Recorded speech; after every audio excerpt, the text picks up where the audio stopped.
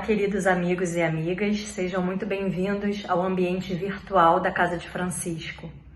Hoje nós teremos com a gente o Marco Milani, da União das Sociedades Espíritas de São Paulo, com o tema Conhecimento Espírita e Pseudo-Espírita. E para começar a nos preparar para esse momento, vamos elevar o nosso pensamento em gratidão a Deus, por estarmos aqui reunidos neste momento de reflexão e que essas luzes geradas aqui de conhecimento possam ser distribuídas por todo o planeta, levando paz, saúde, coragem e fé. Que nós possamos sair daqui hoje fortalecidos para os nossos desafios. Fica conosco, Senhor, hoje, agora e sempre. Que assim seja e graças a Deus.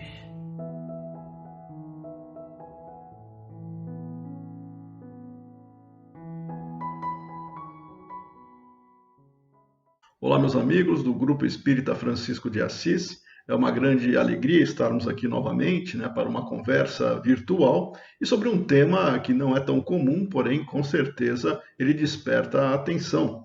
Nós vamos falar hoje sobre conhecimento espírita e pseudo-espírita. Afinal de contas, nós temos hoje, ainda mais com essa possibilidade de acesso à internet, a redes sociais, a uma série de fontes de informação, uma ampla gama de informações, de dados, de referências, mas não necessariamente tudo isso está alinhado com o conhecimento que os espíritos transmitiram, que os espíritos colaboraram para a construção daquilo que nós chamamos de doutrina espírita. Kardec, quando organizou esses ensinos, ele sempre partiu da ideia de ensino coletivo, ou seja, existia uma generalidade das informações por diferentes fontes que convergiam para as mesmas respostas. Então, concordância nas respostas. Então, generalidade e concordância foi aquilo que sempre norteou Kardec a selecionar, a organizar as informações que eram obtidas mediunicamente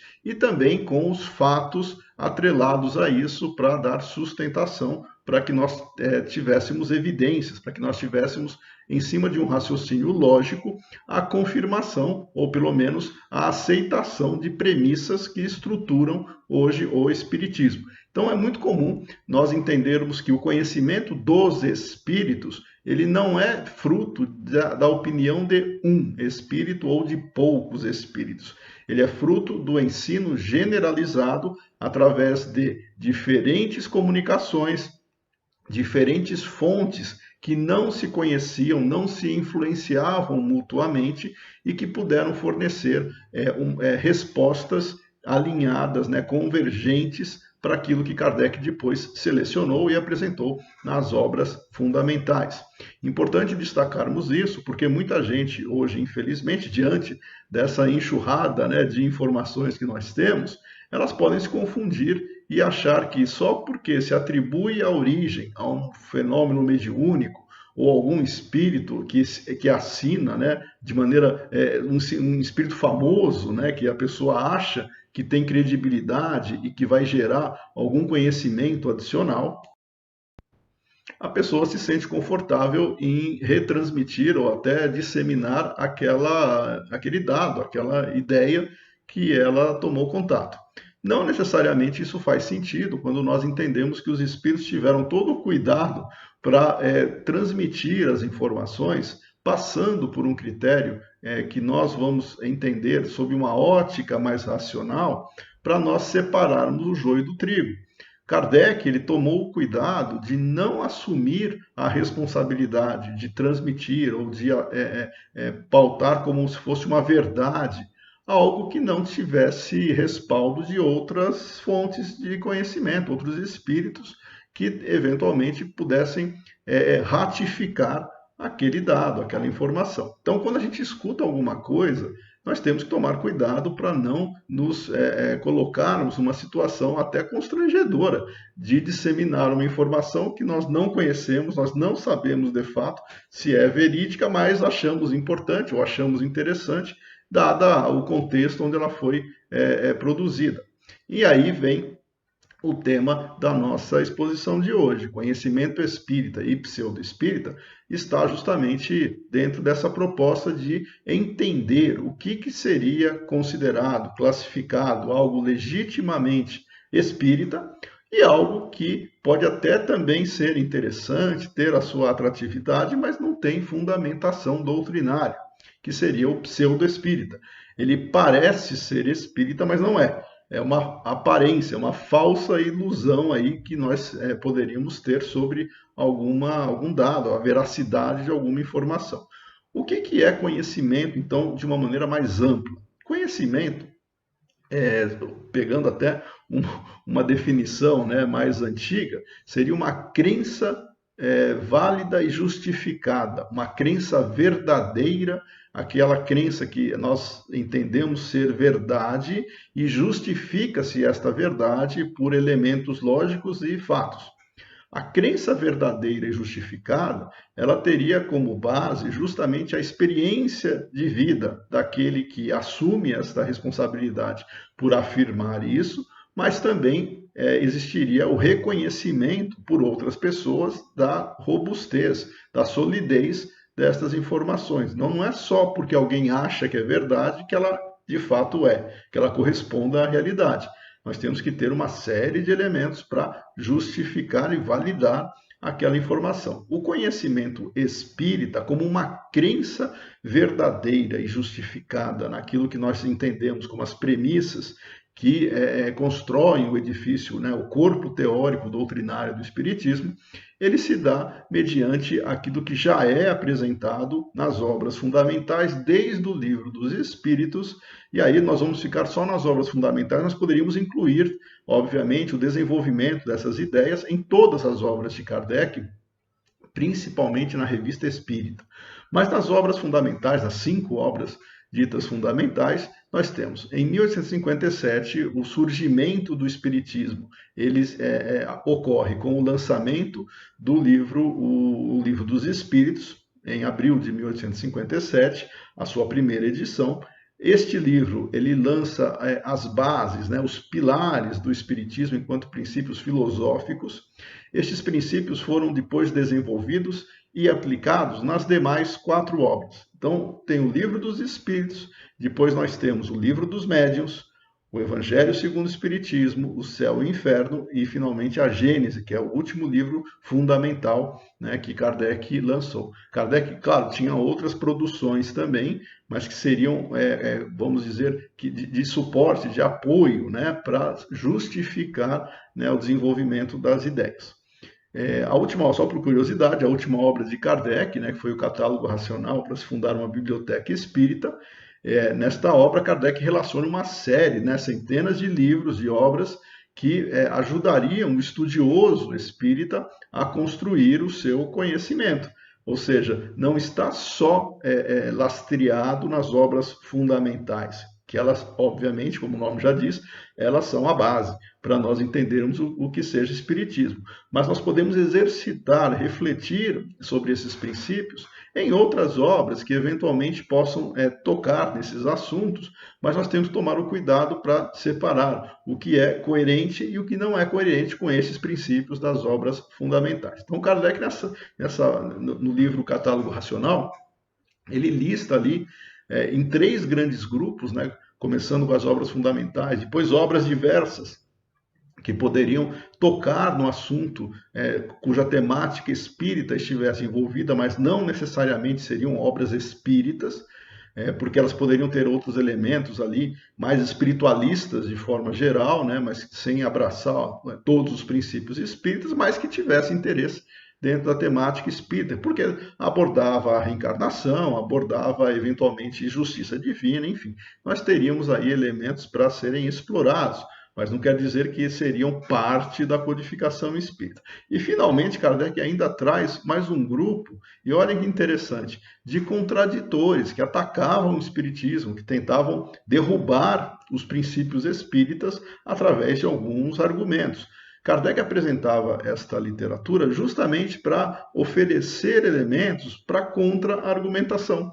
Nós, espíritas, não temos receio algum de contra-argumentar qualquer tipo de oposição ou ataque baseado nos princípios e na experiência espírita, porque se nós não soubéssemos como responder, nós teríamos que nos aprofundar para conhecer mais adequadamente. Então, os argumentos contraditórios ao espiritismo são bem-vindos para nós refletirmos e verificarmos até que ponto a argumentação é válida, se justifica, e nós podemos aprofundar isso para responder em cima de argumentos sólidos, né? Então, esse é o processo de crescimento. Ninguém sabe tudo, ninguém nasceu sabendo tudo, pelo contrário, nós estamos ainda engatinhando no conhecimento da realidade, não só física, mas principalmente espiritual, mas nós já temos referências, e essas referências são, no caso do espiritismo, elas são fornecidas por espíritos concordantes, ou seja, são informações que de fontes diferentes concordam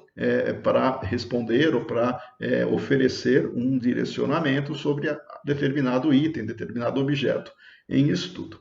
Essa construção ela vai ocorrer de uma maneira bem pragmática quando nós entendemos que cabe a nós também fazermos essa separação sem nos deixar levar emocionalmente ou por paixões para defendermos esta ou aquela ideia. Se alguma coisa se mostrar incorreta ou indevida, nós abandonamos e assumimos aquilo que efetivamente nós considerarmos mais adequado. É o que Kardec fazia. Ele disse que se algum dia provarem que não existem esses princípios espíritas, a gente abandona, simples assim. Mas, obviamente, esses princípios estão se reforçando. Então, não é uma questão só de alguém se colocar contra, é questão de provar, é questão de trazer elementos aí que contradigam com solidez e nós não consigamos contra-argumentar. E Kardec sempre fez isso com humildade e colocando isso como processo dinâmico da doutrina. A ciência, em particular, ela entraria nesse processo com as demonstrações, com o rigor metodológico. O Espiritismo ele avança com a realidade espiritual, onde vamos dizer que os instrumentos materiais, as correntes de pesquisa materialistas não conseguem alcançar porque simplesmente não adentram na realidade espiritual. Mas não quer dizer que não existam grupos de pesquisadores e cientistas que tateiam, que também estão entrando nessa discussão da realidade espiritual, da natureza como um todo. Afinal de contas, a realidade é uma só, cabe a nós desvendá-la dentro dos nossos instrumentos, com o nosso conhecimento, e nós vamos avançando dando um passo por vez. É assim que o conhecimento humano progride.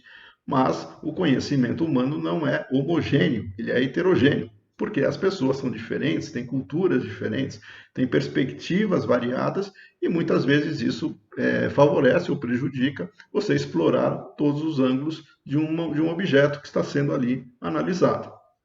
No caso do Espiritismo, as 5 obras que estruturam o corpo doutrinário, né, desde o Livro dos Espíritos, partindo de uma concepção de Deus, partindo da relação dessa realidade, da existência do espírito como um ser independente, que mantém a sua individualidade, que não se mistura nem se perde no todo na sua desencarnação, sendo Deus aquela figura que já rompe com a visão tradicional do Deus antropomórfico, né? Aquele Deus homem que eventualmente tinha sentimentos, né?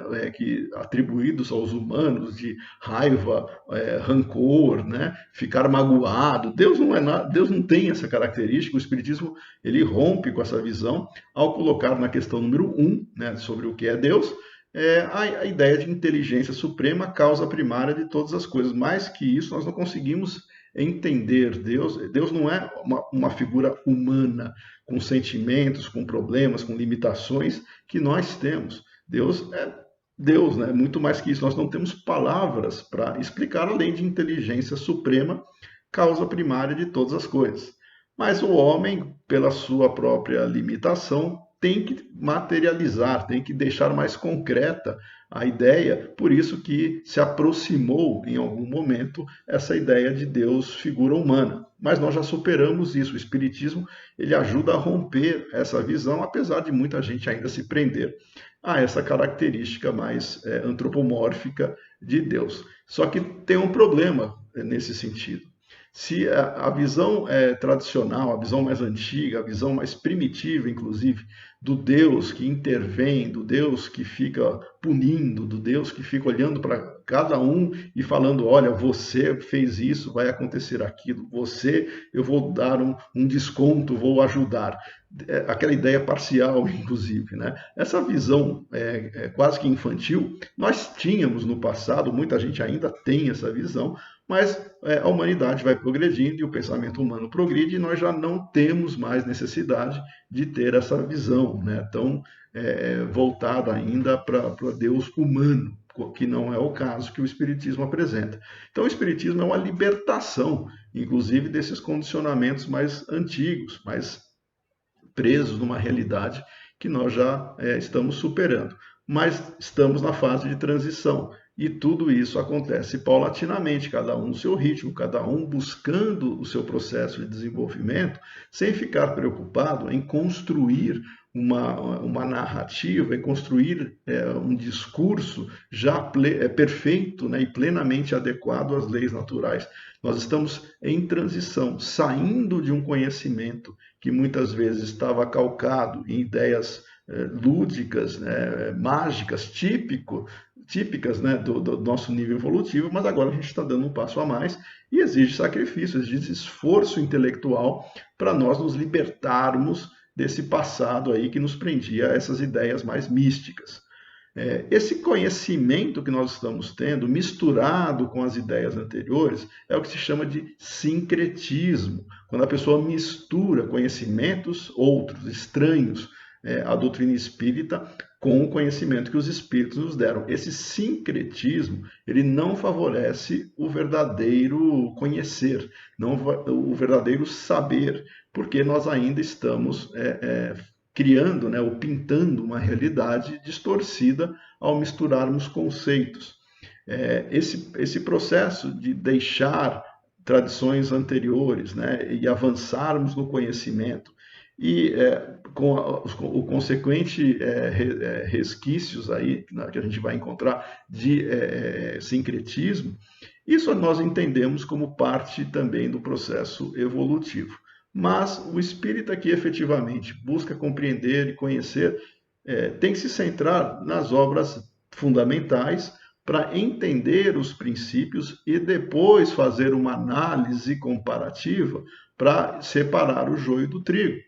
De novo, a gente retoma a fala aquilo que Kardec fez, quando ele apresentou as obras fundamentais, onde nós tínhamos que beber o conhecimento nelas, para depois fazer um processo de compreensão de outras temáticas que poderiam estar vinculadas à realidade espiritual, separar o joio do trigo e não nos deixarmos levar por ideias mágicas nem fantasiosas. E as pessoas, muitas vezes, não conhecendo o Kardec, não conhecendo os princípios espíritas, se deleitam, né, com uma literatura que no mercado editorial é considerada voltada para o público espírita, principalmente na parte de romances. A pessoa acha que o que está escrito ali em romances, tudo que se lê ali 100% é de acordo ou espelha a realidade, conforme o Espiritismo, quando na verdade nós sabemos que não é assim, que em romances existe algo chamado licença literária ou poética, que para tornar a história mais agradável, tornar a história mais palatável, inclusive, né, para muita gente, mais suave, cria-se ali uma série de procedimentos, de práticas, de relações que se afastam da realidade que os espíritos ensinaram e estão apresentados, esses ensinamentos, nas obras de Kardec.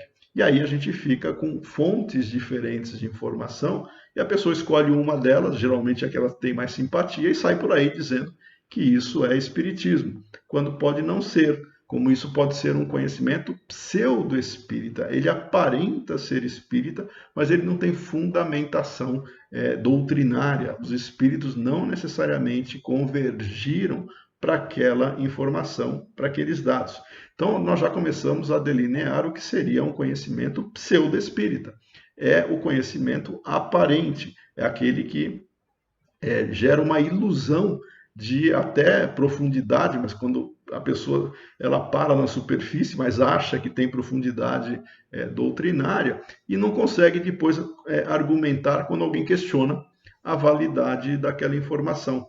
Por isso que Kardec, de novo, ao trazer contraditores, os argumentos que eles se serviam para nos favorecer, refletirmos e contra-argumentarmos, qualquer pessoa que não consegue defender a sua posição, a sua ideia, a sua crença, ela tem ainda que se aprofundar para conhecer os princípios que a fazem crer naquela informação, naquele dado. Se ela não consegue explicar para alguém por que seja dessa maneira, existe aí algum problema mais que não seja impossível de aprofundar, mas ela precisa se aprofundar para conseguir argumentar. Então, o conhecimento aparente, esse que engana, né, que dá-se a impressão da pessoa ter solidez, mas não tem, ela está ainda na superfície, o conhecimento é raso, diante da primeira argumentação, da primeira contradição que for apresentada a ela, ela não consegue sair desse esclarecimento, porque ela não se aprofundou, ela não criou raiz, né, no conhecimento para conseguir sustentar o seu discurso, para defender aquela abordagem. Por exemplo, vamos pegar aqui um caso bem simples, a reencarnação. Quando eu falo simples, no sentido de é um princípio doutrinário, sem a reencarnação não existiria o conhecimento espírita, porque toda a justiça divina está centrada no processo evolutivo do ser, e a reencarnação faz parte desse processo, e não tem como nós explicarmos a justiça divina para alguém, não colocando a reencarnação nessa explicação, nesse processo. A pessoa que não acredita, por exemplo, em reencarnação, ou não tem como defender a reencarnação como parte natural do processo evolutivo do ser e da justiça divina, a pessoa não vai conseguir explicar sob a ótica espírita esse processo. Ou seja, uma coisa é a pessoa se dizer adepta do espiritismo, a outra é ela se aprofundar no conhecimento espírita para defender, para argumentar e para apresentar os elementos com lógica, com fluidez. Afinal de contas, nós defendemos a fé raciocinada. Tudo isso faz parte do processo de amadurecimento de cada um, mas é muito normal nós estarmos de um jeito hoje e daqui a algum tempo estarmos muito melhores, ou pelo menos já dermos um passo a mais nesse aprofundamento. E espera-se, né, que nós façamos isso, que hoje nós estejamos melhores que ontem e que amanhã estaremos melhor que hoje, porque é um processo de crescimento e também no conhecimento. Ninguém espera alguém saber tudo, ainda mais de espiritismo. Não existem aqueles títulos que nós usamos no mundo acadêmico, não existem doutores de espiritismo. Por sinal, é até uma questão interessante, né? Quando nós estamos presenciando, ainda mais nesse momento de lives, né? A gente vê muita gente se aventurando a trazer as suas ideias, a expor, né, o seu conhecimento, a sua maneira, as suas perspectivas, né? Elas são opiniões. As opiniões são bem-vindas, porque nos ajudam a refletir. O problema é quando essa opinião é tomada como verdade doutrinária. Aí nós já começamos a ter um problema, se não estiver de acordo com aquilo que os espíritos efetivamente apresentaram a Allan Kardec. Então, a opinião de alguém, ela expressa o conhecimento espírita desde que esteja alinhado com aquilo que foi apresentado nas obras de Kardec. Se essa opinião se afastar do conhecimento que os espíritos trouxeram para Kardec, ou que Kardec organizou, nós temos que rever e não chamar isso de conhecimento espírita, porque ele está em contradição com o conhecimento doutrinário. Esse é um ponto importante para nós separarmos conhecimento espírita e conhecimento pseudo-espírita. Então, quando alguém nos diz, né, se isto é ou não, se isso faz parte ou não do Espiritismo, basta nós analisarmos os princípios que estão envolvidos nessa afirmação, nessa análise, nessa opinião que está sendo dada. Se isto está de acordo com, está fundamentado nas obras de Kardec, sim, a gente pode chamar de espírita. Se isso não está, é uma novidade, é algo que precisa ser aprofundado, não que nós tenhamos que refutar ou rejeitar de pronto, mas a gente não vai abraçar de pronto também, porque a gente não tem a fundamentação. É por isso que muita gente acha, né, que as pessoas que defendem Kardec são pessoas que não avançaram no tempo diante das novidades. 160 anos atrás, que é o tempo que nós temos, né, do surgimento do Espiritismo, 160 anos não é nada para o conhecimento em termos de evolução. Se nós entendermos que de Moisés para Jesus nós já tivemos 1.200, 1.300 anos, de Jesus para Kardec nós tivemos aí mais 1.900 anos arredondando, né? São milhares de anos. E agora a pessoa acha que em 160 anos, que dá o quê? Dá uma encarnação, 2 encarnações no máximo, ou gente que nem encarnou nesse período todo, a pessoa já quer alterar com uma nova revelação. Nós temos que aprender a amadurecer as ideias. Por isso que quando nós falamos de gerações, os espíritos dizem, as gerações vão passar, as gerações vão entender. Gerações, nós estamos entendendo um processo reencarnatório. Não são gerações de pai e filho de 25, 30 anos separando um ou outro. São gerações separando. As nossas reencarnações nos separam do nosso aprendizado anterior para o que nós estamos fazendo. Nós continuamos a evoluir no nosso ritmo. Então, não é há 160 anos atrás, não é nada em termos de crescimento do conhecimento para falar que uma novidade hoje reformula o que os espíritos disseram há 160 anos atrás. Primeiro, porque as verdades são perenes. O que é verdade hoje era verdade ontem e continuará sendo verdade amanhã. O que aparenta verdade, esta sim, esta pode ser aprofundada, ela pode ser vista de outra maneira. Então, a essência, ela tem que ser compreendida para que nós não tenhamos que jogar esta essência, atrelar essa essência a um conhecimento temporário. A verdade, ela é perene. Pode aparecer a novidade que aparecer aí, não muda a verdade continua ela sendo ela. O que pode mudar é a perspectiva que nós temos para compreender esta essência. E o conhecimento espírita, ele revoluciona o pensamento humano justamente com essa perspectiva. Ele não faz uma imposição, ele convida para reflexão baseado no critério, baseado na solidez das informações que os próprios espíritos deram como referência, mas, de novo, não foi um espírito nem poucos espíritos, foi a concordância da generalidade e a convergência desses ensinamentos. Tá? Concordância por uma questão de princípios, né, que estavam alinhados e geravam a mesma resposta. O estilo de resposta, esse varia de cada um, mas a essência é a mesma. É a mesma coisa quando nós trabalharmos o conhecimento espírita.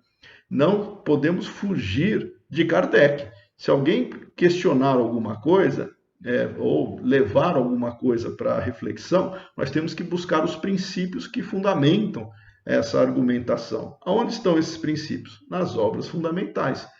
Então, quando alguém traz alguma novidade, né, ou alguma informação que colide, né, com o bom senso até, basta nós perguntarmos para ela, ok, é uma informação interessante, mas qual é o fundamento dessa informação? Aí a pessoa, se ela falar é a opinião de um espírito, ou de um ou outro espírito, isso não é fonte de informação que convirja para você refazer os ensinamentos dos espíritos que convergiram para aquela situação. Uma novidade, ela pode ser vista com curiosidade, com atenção, com respeito, mas ela tem que ser colocada à prova, ela tem que ser discutida, tem que ser debatida, tem que se apresentar os fundamentos, aquilo que sustenta a sua afirmação, para ver se de fato ela passa a ser algo considerado uma crença verdadeira e justificada. Se for só uma crença mas que nós não temos certeza da fundamentação ou da justificação, ela passa a ser uma crença, como qualquer outra, mas que não tem a sua essência validada. E aí a gente não pode chamar de algo revolucionário que está substituindo o ensinamento anterior. Esse é o grande ponto quando nós entramos na literatura ou no conhecimento dito pseudo-espírita. Ele aparenta ser espírita, ele traz novidades ou informações ou detalhes que talvez não tenham sido explorados de maneira específica pelos espíritos, mas a essência ela foi explorada, a essência está lá e a gente tem que ver se a essência dessa afirmação está condizente. Muitas coisas que podem ser tidas hoje como algo a ser colocado como substituto, né, de ensinamentos anteriores, muitas dessas crenças não passam de opiniões orgulhosas e egoístas, tanto de encarnados quanto desencarnados, que eventualmente querem ter algum destaque nessa situação ou querem fazer com que outras pessoas se iludam e se divertem vendo isso, principalmente espíritos zombeteiros, né, que vão lá trazendo, entre aspas, verdades que só colocariam o homem que a disseminasse no ridículo. Então esse é o grande ponto para nós tomarmos cuidado no conhecimento que nós estamos defendendo. Então o nosso processo de reflexão nunca é de imposição, ele é sempre respeitoso, fraterno, sempre convidando para trazer, no bom sentido, a provocação intelectual, para despertar a curiosidade, para deixar a pessoa com vontade de conhecer, com vontade de se aprofundar, não se acomodar no conhecimento, né? Porque o comodismo é outro problema, a pessoa se fecha, ela acha que tudo que ela sabe, né, já é suficiente para ter uma vida confortável em termos de respostas, basta nós nos dizermos espíritas e o pouco conhecimento que nós já temos já seja suficiente para nós não querermos mais avançar. Não é assim, a gente tem que se aprofundar, porque dificilmente todas essas bases que nós comentamos, elas estão solidificadas na cabeça de cada um. Nós estamos aprofundando isso e não importa o tempo que a pessoa se diga adepta do espiritismo. Não importa se a pessoa tem 1, 5, 10, 50 anos, 80 anos, nasceu em berço espírita. Isso não quer dizer nada. A pessoa pode ter nascido em berço espírita e não ter aprendido nada em termos de fundamentação. Ela pode conhecer na superfície, mas depende dela aprofundar. Como também não quer dizer nada. A pessoa acabou de entrar e já quer revolucionar o espiritismo sem saber, sem conhecer as suas bases, a sua essência, né? Porque a pessoa vem trazendo ideias e ímpeto, né, de querer contribuir, até com boa vontade, mas não tem a seriedade e a maturidade doutrinária necessárias para fazer uma argumentação válida, para a crença ser justificada, legítima e verdadeira, né? Esse é o grande processo de crescimento. Então, a nossa reflexão ela sempre vai levar para esse caminho. Nunca imposição, sempre convite para o diálogo, sempre convite para a troca de ideias, mas buscando e exigindo necessariamente a fundamentação. Se não houver fundamentação, são palavras vazias. Se alguém trouxer alguma novidade, o Espiritismo fala isso, o Espiritismo diz aquilo, e você acha que aquilo não corresponde àquilo que os Espíritos disseram a Kardec, basta perguntar, ok, aonde está isso nas obras fundamentais? Em que parte Kardec disse isso? Qual obra, em que item, como é que nós entendemos esse conceito? Porque não necessariamente a gente vai ter sustentação se a pessoa falar, não, eu li isso, não lembro direito, então calma, vai lá, procura, pesquisa, anota onde está e aí você justifica e coloca os seus argumentos. Às vezes a sua interpretação não foi a mais correta, ou quem está te questionando é aquele que também não teve a informação mais adequada. Então, o importante é nós colocarmos de maneira fraterna os fundamentos. É assim que nós temos um diálogo na ciência. Na ciência, quando alguém acha, né, que está avançando, contribuindo, colocando um tijolo a mais, né, nesse edifício do conhecimento, ele vai apresentar as suas ideias, as suas hipóteses, os seus resultados, e vai ser questionado, ele vai naturalmente ser observado, analisado, criticado. Se ele conseguir sustentar os seus argumentos, esse argumento permanece válido até aparecer outro que seja mais robusto. Mas é assim que nós deveríamos fazer no nosso diálogo, em termos de debates sobre tópicos que podem trazer interpretações diferentes. Coloquem os fundamentos, vamos trabalhar fundamentos e não colocar opiniões ou achismos. Isso daí não fundamenta nada.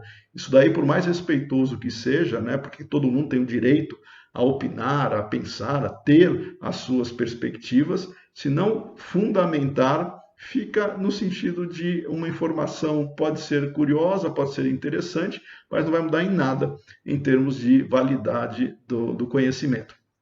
Então, resumidamente, o conhecimento espírita apresenta-se, fundamenta-se em cima dos ensinos dos espíritos que foram, em termos de generalidade e concordância, organizados por Kardec, apresentados por Kardec e estão ali expostos nas obras fundamentais.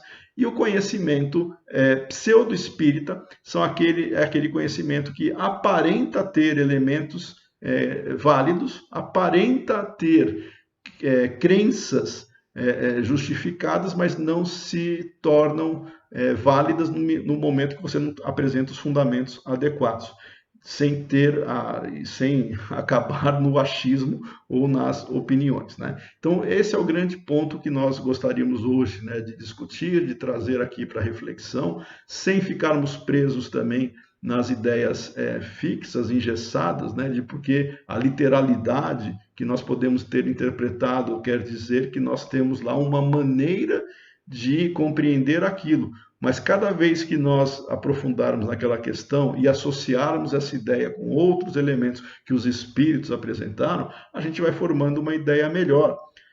Se na literalidade, ou seja, você ficar preso na letra, sem entender o conceito, você pode cometer um equívoco de não ter compreendido de maneira mais profunda, né, a essência, o significado daquela palavra. Existem termos que eles têm mais de um significado, ou até expressões, né, que é chamada, um problema polissêmico, né, que você tem várias interpretações sobre a mesma palavra, o mesmo termo, ou até a mesma frase. Quando você tem várias interpretações, você pode ter um problema de ambiguidade, né? São pessoas vendo com perspectivas diferentes. Todas as interpretações são respeitosas desde que sinceras. Uma vez que nós tenhamos isso, vamos colocar os fundamentos e ver qual fica melhor para compreendermos o princípio, sem querer brigar, sem querer acusar o outro, né? Muitas vezes de não ter... E aí vem aquelas questões humanas, né? A pessoa que discorda, que diverge, é porque não teve a mesma capacidade intelectual que você. Então, a pessoa costuma dizer assim, você não entendeu, vai ler mais, vai estudar mais, né? Sempre é uma desculpa. Quem não tem argumento sempre costuma falar isso, né? Vai estudar mais, ou vai ler mais. Isso não é argumento, tá? Isso daí, na verdade, é um escapismo. Você sai de um processo que não quer apresentar argumento, mas tem que ser em cima de argumento. E os argumentos, eles dependem da capacidade de cada um, de compreensão, da maturidade, do grau de desenvolvimento de cada um. Aquele que sabe mais procura, de alguma maneira, apresentar seus argumentos mais fundamentados, sem ter a expectativa de convencer o outro. Porque o outro, se não estiver no momento dele, ele não vai também conseguir compreender na sua essência. A pessoa tem que estar disposta, tem que estar aberta a compreender o outro, né? Tem que saber ouvir. Saber ouvir é um problema que nós temos ainda nos dias de hoje. Geralmente as pessoas querem que os outros ouçam a sua verdade, né? A sua maneira de ver o mundo, quer que as outras pessoas se comportem como ela gostaria que os outros se comportassem, mas dificilmente nós ouvimos o outro, conseguimos entender o próximo, as suas características, nós nos colocarmos no lugar do outro para ver o seu contexto também. Esse exercício, ele exige também uma certa maturidade, não só intelectual, mas emocional. E aí nós temos aí os nossos desafios, afinal de contas, nós estamos todos aqui crescendo juntos e estamos nos deparando aí com divergências para isso mesmo, para exercitarmos a inteligência, a paciência e o respeito.